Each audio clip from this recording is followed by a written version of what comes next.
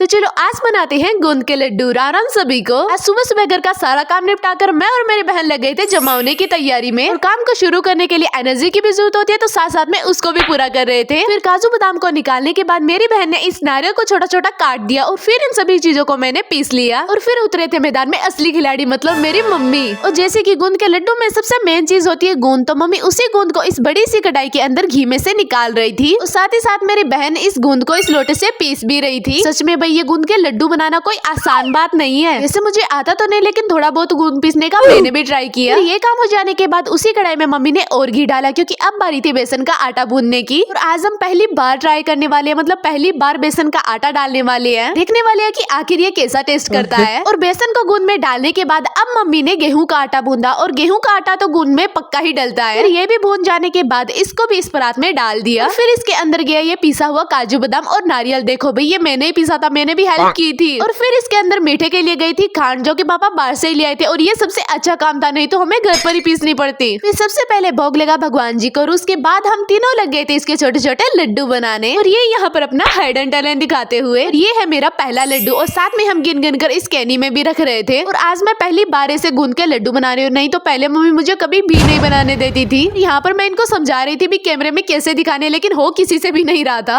और ये हमारे हाथों का कुछ हाल है लड्डू बनाने के बाद। और हमने पूरे 100 से ऊपर लड्डू बनाए थे। और फिर हमने एक लड्डू माइकल को भी टेस्ट कराने के लिए दिया। और हाँ, लाइक को सब्सक्राइब भी कर दो।